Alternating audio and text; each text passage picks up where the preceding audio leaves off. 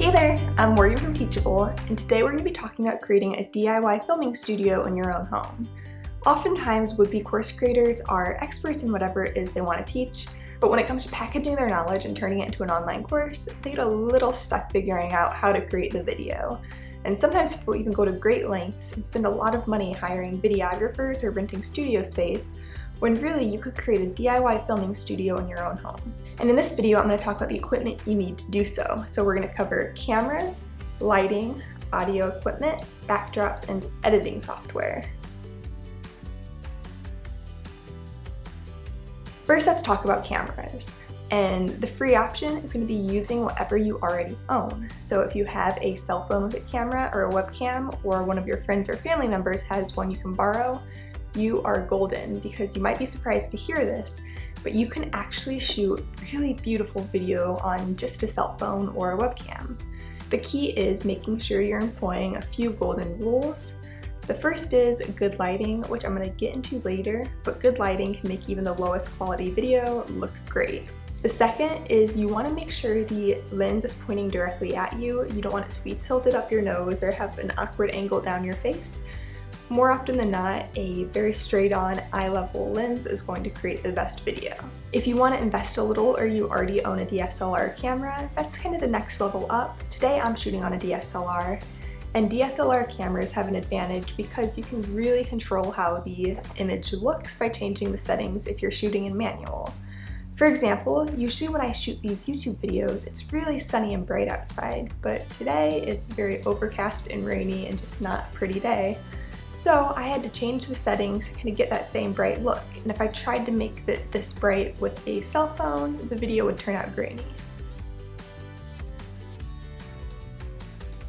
Now let's talk about different lighting options. Lighting, like I said, is so important, and it can make a not great quality video look really nice.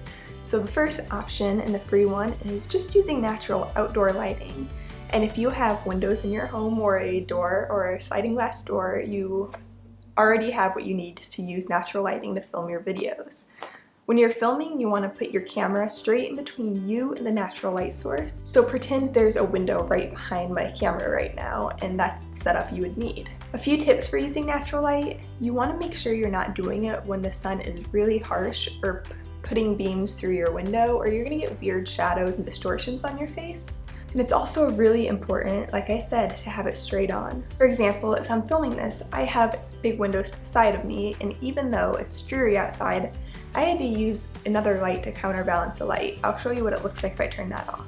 So with the light from the windows coming in on this side, with this light off, I just look kind of strange and shadowy, and like I didn't really prepare for this video. Which brings me to the next step up from natural light, and that is a light kit. And the one I own cost about $40 on Amazon. And so I've got a light directly right here. I've got one farther up that way, bouncing light, even though I do have the windows. And then I've got one behind me illuminating the background so there aren't a ton of shadows being cast. Lighting kits are great if you really want to have more control, the same as with the DSLR, because like I said, if I didn't have my lighting kit, I'd have to turn the entire filming setup so I was facing the windows, and I don't have a nice backdrop that way.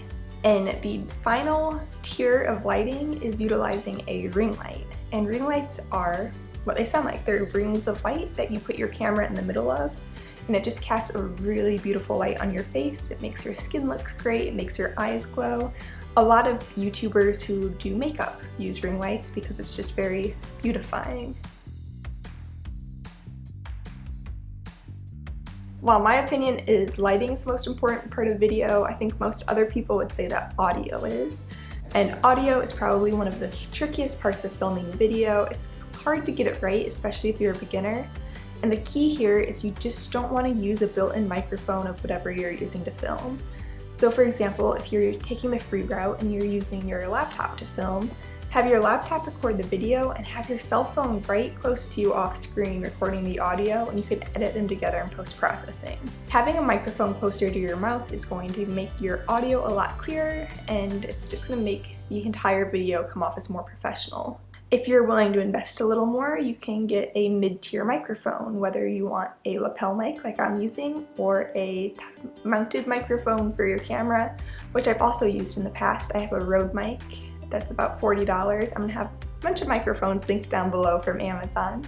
The final tier will be buying a Yeti mic. These are around $100 and they're really nice. You plug them into your computer and record audio, and you can record simultaneously as when you're filming and, like I said, edit them together. And a little tip if you're going to be using an external microphone, you want to clap at the beginning of your recording, and it's going to put a spike in the audio tract on both your video and the secondary audio you're filming, so it'll be really easy to line the two audios up and then delete the one from your built-in camera.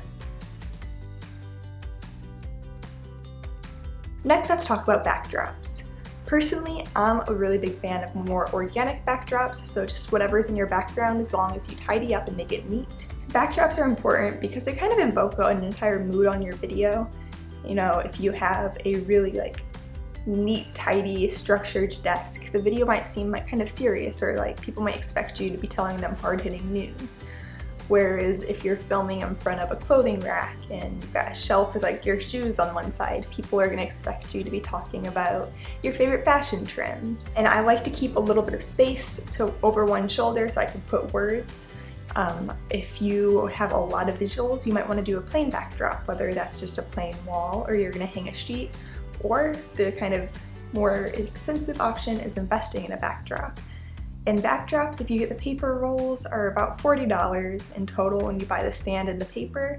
And the most expensive tier for backdrops is a green screen, which can be really cool and a really powerful tool depending on what you're teaching. But I do find for most course creators, it's a little unnecessary. But if you want that option and you want that freedom and control over what your backdrop looks like, a green screen might be the right option for you.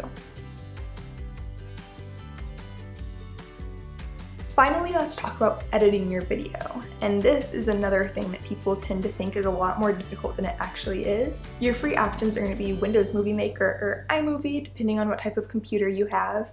Both are relatively easy to use. They've got a very small learning curve, and personally, I've learned how to use both of them.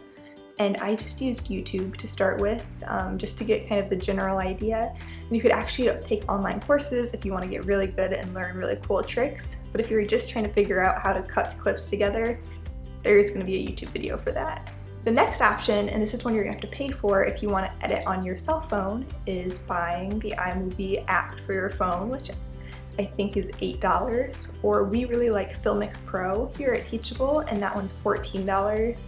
And I know it feels like that's a lot to pay for an app, but both of them are really powerful and you can do a lot with them. So if you want to invest a little bit and edit on your phone, which is great if you're going to edit during your commute or just on the go, I'd recommend one of those two apps. And the priciest option is going to be editing using one of the Adobe programs, whether it's Premiere Pro or After Effects. Premiere Pro is really great for color grading video and cutting it together and doing all the basic edits.